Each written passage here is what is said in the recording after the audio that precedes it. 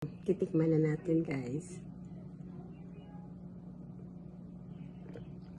May pagkapait po siya, mapait, pero kung makayanan nyo po yung pait niya, siguro okay lang po kasi healthy po siya, gaya po ng sabi nila, mas healthy po ito para sa ating liver, antioxidants, at saka nakakapababa po ng ating blood pressure.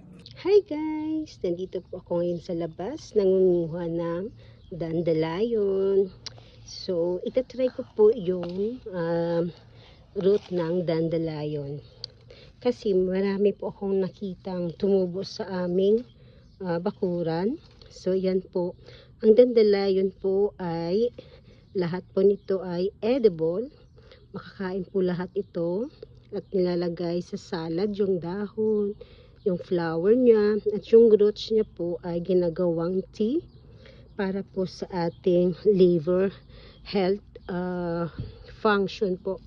Marami po itong dalang vitamina, antioxidant, vitamin C, potassium. Marami po siyang dala.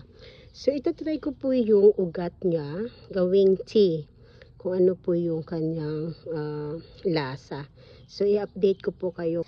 So, ayan guys, sinugasan ko yung aking dandelion. Hugasan natin ng mabuti na walang dumi. So, ayan guys, ang aking nakuhang lahat ng mga roots from dandelion. So, ito guys ang ating ilalaga. At ito naman yung mga dahon na nakuha natin. Ayan, may ano pa, may bulaklak. So, ilalaga natin guys, gawin natin cha or tea. So, ayan guys, malinis na po ito.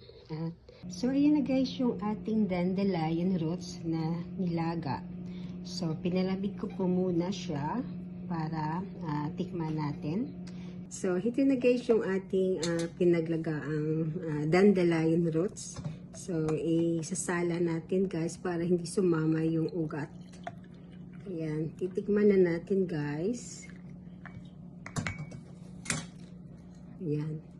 At saka may amoy po siya, pero siguro natural lang yung amoy niya. So, titikman na natin guys.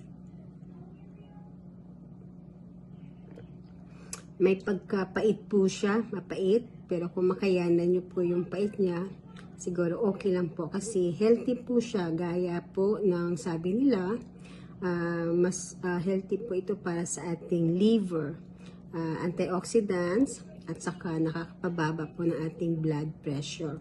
So, marami po siyang dala. So, yan lang guys ang aking dagdag kaalaman sa inyo. Sana may naitulong. Thanks for watching. Bye!